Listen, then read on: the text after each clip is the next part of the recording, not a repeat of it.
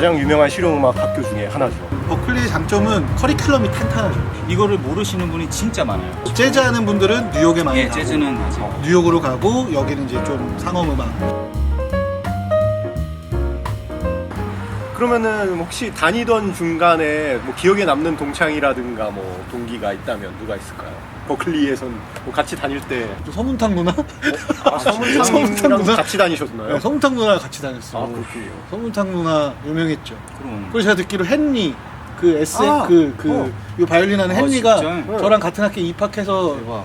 근데 저는 신기하게 그 친구를 한 번도 못 봤어요. 아, 그래요? 네. 그리고 이쯤에서 버클리를 졸업한 사람만 읊어보자면 네. 이매진 드래곤즈, 그리고 찰리 푸스, 어. 찰리푸스. 드림 시어터 핵심 멤버들, 스티브 바이도 나왔다는 말이 있고, 그래요? 네. 존 메이어가 네. 2학년 하고 자퇴를 했다고 들었어요. 존 스코필드, 그렇죠. 진짜? 그렇다고 하네요. 아, 뭐 네. 버클리를 거쳐간 뮤지션들 굉장히 많아요. 거쳐가거나 뭐 팬 메티니, 맞아요. 마이클 캔 스턴, 맞아, 맞아. 여기 또 네이든 키스, 이스트, 키스 자렛, 키스 피아니스트. 자렛. 매년 새로운 사람들이 나오죠. 에스페란자 같은 맞아, 경우도 그랬고. MI는 제프 버클리, 제프 버클리요? 프랭크 감벨리, 그렇죠. 그리고 레드핫 칠리 페퍼즈의 맞아요. 존 프루시안테, 아, 진짜? 예, 맞습니다. 테드 스미스, 체드 아 스미스. 진짜? 폴 길버트. 폴 길버트. 폴 길버트 같은 경우에는 MI 이제 입구에 들어가면은 맞아, 대문짝만하게 사진이 아예 담겨집니다. 사진이 네. 대표 졸업생이군요. 그렇죠. 거의. 대표 졸업생으로. 그리고 스캇 핸더슨, 앨런 하인즈 이 두 핸더슨, 분은 앨런. 가르치고 계시지 않나요? 계속 가르치고 계시고 저도 알렌 하인즈 프라이빗 레슨을 계속 아, 했어요. 프라이빗 레슨도 한번 얘기 한번 해주세요. 예. 어떻게 배워요? 좀 체계적인 교수님들은 본인의 커리큘럼이 있어요. 진짜 자기만의 약간 교수님 같은 분들, 티칭에 좀 나신 분들 있잖아요. 근데 알렌 하인즈나 뭐 스캇 핸더슨 같은 분들은 좀 약간 현장에서 진짜 플레이 열심히 하시는 분이기 때문에 그냥 갑자기 뭐 튀어나오는 노하우라든지 학생들 궁금한 뭐 테크닉 뭐 레슨 뭐 아무거나 다 그럼 좀 더 학생에게 맞춰서 하는 편이네요. 맞춰서 하는 그분들은? 편이죠. 네. 뭐 이렇게 자기만의 커리큘럼대로 이거 오늘은 요거 저거 내일은 저거 이런 식이 그렇게 아니고 하시는 분이 있지만 AA에는 그렇게 많이 안 하는 것 같아요. AA가 아까 말한 준학사에서는 준학사. 그렇게 네. 많이 안 하는 것 같아요. 그렇군요.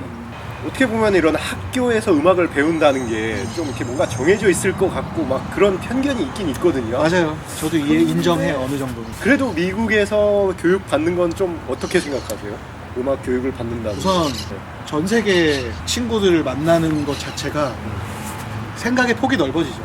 확실히 넓어지고 음악을 보는 시각도 달라지고 그리고 학교의 수업 커리큘럼으로 가르치는 것도 물론 좋지만 그것보다 저는 앙상블 하면서 그러니까 친구들하고 잼하면서 되게 많이 배웠어요. 그게 사실 그건 어디서도 우리가 배울 수 없는 거거든요.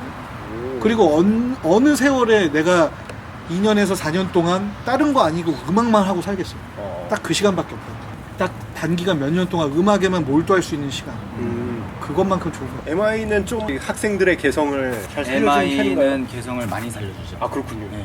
물론 재즈를 좋아하는 친구들도 많이 있는 편이지만 락이나 좀 팝 이런 거 좀 강한 편이고 그리고 MI에서 좀 다른 수업은 LPW라고 라이브 퍼포먼스 워크샵 주마다 노래가 바뀌어요. 예를 들어 팝 LPW 블루스 LPW 예를 들어 블루스라 그러면 오늘은 비비킹 뭐뭐다 내일은 뭐 다음 주는 존 메이어 뭐뭐다 이러면 그 노래를 좀 연습을 해와가지고 다 같이 그냥 모이는 거예요. 한 시간에. 그래서 돌아가면서 뭐 할 사람 손들어 해가지고 그 자리에서 바로 점수를 매겨줘요.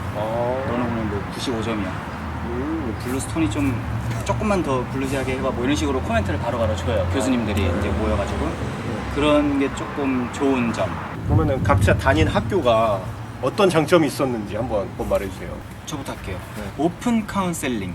예를 들어 그 알렌 하인즈, 스캇 핸더슨, 유명한 그 MI 기타리스트 조셉 선생님들, 뭐 그분들 OC, 오픈 카운셀링 OC에 들어가면은 이제 요만한 방에 기타 치는 학생들이 그분의 말씀이나 뭐 레슨 방식 그런 걸 듣고 싶으면 그냥 그 시간에 다 모이는 거예요. 그래서 자기 차례 되면 뭐 질문도 하고 바로바로 그 자리에서 알려줘요. 근데 알렌 하인즈나 뭐 스캇 핸더슨, 딘 브라운 이런 사람들은 좀 되게 활동하느라 바쁘셔가지고 개인 레슨을 다 해줄 수가 없어 학생들을. 진짜 아무리 하고 싶어도 끝내 결국 그분과 못할 수도 있어요. 그럴 상황에는 오픈 카운셀링이라는 시간에 이제 잘 맞춰가지고 그런 데 찾아가가지고 좀 밀려왔던 질문들 같은 거 하고. 네. 근데 그게 진짜 좋아요. 잼도 막 그냥 선생님이랑 막 잼하고. 좀 더 이렇게 뭐라고 하지? 친밀하게, 네, 친밀하게. 좀 그런 거네. 격식 없이 배울 수 있는 뭔가 너무 정해진 거 없이 바로바로 그냥 뭐 세팅은 어떻게 하는지부터 대가의 네. 노하우를 그냥 바로 앞에서 그쵸 뭐 페달 보드는 뭐 쓰네 기타가 무슨 기타냐 올드 뭐 빈티지냐 막 그러니까 그래가지고 다 올드 빈티지 갖고 네, 계시죠? 빈티지 제가 알렌 하인즈 때문에 빈티지 기타를 샀죠. 그렇군요. 오픈 카운셀링. 네, 그게 스트레이트. 아주 완전 장점이라고 생각합니다. 버클리의 버클리 장점 제가 그 생각을 해봤는데 되게 다양하더라고요. 우선 첫 번째는 아까 얘기했던 커리큘럼, 두 번째는 학교 내에 크고 작은 좋은 공연들이 너무 많고 유명한 연주자들이 너무 많이 오고 보다 저렴한 가격에 혹은 무료로 좋은 공연을 너무나 많이 볼 수 있고, 그 다음에 수업 외에도 그 러닝 센터라는 데가 따로 있어요. 그래서 내가 수업에서 못 따라가는 부분을 거기다 신청을 하면 거기서 튜터를 붙여줘요.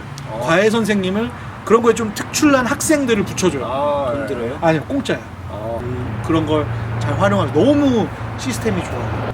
그러면 한국에 계신 분들이나 이런 분들에게 우리 학교를 추천한다. 이런 분들이 우리 학교에 꼭 왔으면 좋겠다. 뭐 이런 게 있다면 내가 나온 학교에 왔으면 좋겠다.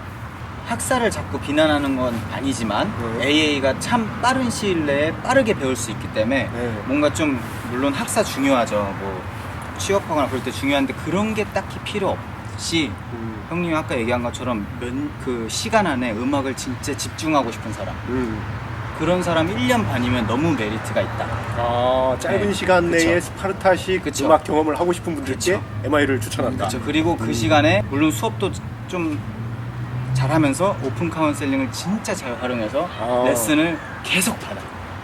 그러니까 돌아다니면서, 좀 더 이렇게 개인 레슨과 그런 시간을 이용해서 잘 활용해서 짧은 시간에 아주 좀 스파르타로 네. 버클리는 어떤 분들께 추천하시나요? 우선 그냥 음악을 진짜 사랑하는 사람들? 왜냐하면 음악으로 이제 생계를 이어가는 거에 대한 어려움을 피부로 느끼고 있는데 학교 다닐 때는 그런 생각할 틈이 없었거든요. 내가 이걸 뭘 먹고 살지라는 고민을 학교 다닐 때는 음악만 하느라 그냥 지금 내 앞에 있는 음악이 너무 좋은 거 재밌고 오히려 음악에 집중할 수 있는 시간이 됐던 것 같거든요. 그만큼 음악을 사랑하는 분들이 저는 버클리에 와서 보다 많은 경험을 하고 갔습니다. 정말 음악을 사랑하는 사람들에게 음악에 집중할 수 있게 도울 수 있다는 그 점이 굉장히 좋은 것 같고. 맞아. 학교 다니면서 어려운 점이 있었다면 뭐가 있을까요? 영어죠. 영어가 어렵을까요? 영어가 어려우면은 일단 자신감이 떨어집니다. 네, 저 같은 경우엔 MI를 나와서 사교성이 좋아졌습니다.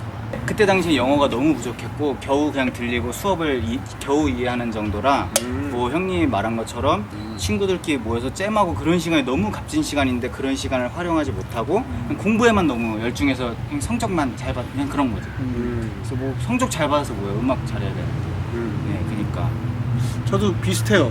그러니까 저 만약에 누군가가 버클리 유학을 준비하는데 뭘 준비할까요? 영어라고 얘기하고 싶어요. 영어가 네, 제일 왜냐하면 언어가 되면은 정말 사람들을 더 많이 사귈 수 있는데 저도 버클리 다니면서 아쉬운 걸 꼽자면 외국 친구들을 더 가깝게 사귀지 못했던 것 같아요. 미국의 소수 민족이잖아요. 한국인은. 맞아요. 한국인이란 정체성으로 음악을 하는 건 어떤 건지, 어떻게 해야 하는지 좀 방향성이 있으신가요? 생각이 많으실 것 같은데. 생각 진짜 많은데요. 네. 저는 형님이 얘기한 것처럼 음악인 다른 거보다 어려울 수도 있지만 쉽지 않을 수 있지만 아무튼 어려운 직업이라고 생각을 하는데 특히 미국에서 한국인 쉽지 않죠. 근데 지금이니까 가능하다.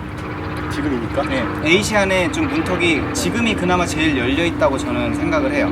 그래서 너무 좀 에이시안이라 좀 인종차별 있거나 그러지 않나 그런 생각하기 전에 근데 오히려 네. 음악 분야에는 인종차별이 좀 없다고 것 저는 같아요. 생각해요. 한국인이나 에이시안에 좀 열려 있다.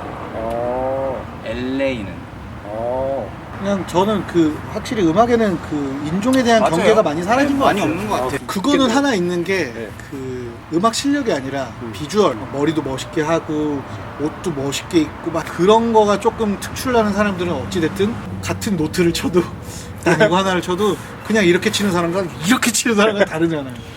이렇게 맛이 달라요. 근데 진짜 그 맛이 그렇죠. 달라요. 네. 그거가 좀 중요한 것 같아요. 그렇군요. 네, 이제는 뮤지션들도 눈에 비주얼에 신경 네, 비주얼 신경 많이 써야 될 때가 써야 있습니다. 됩니다. 네. LA에서 활동하고 계시는 두 뮤지션들과 함께했고 버클리 또는 MI에 진학하고 싶으신 분들에게 도움이 되셨기를 바랍니다. 함께 해주신 두 분 모두 감사드려요. 감사합니다. 네, 안녕히 계십시오.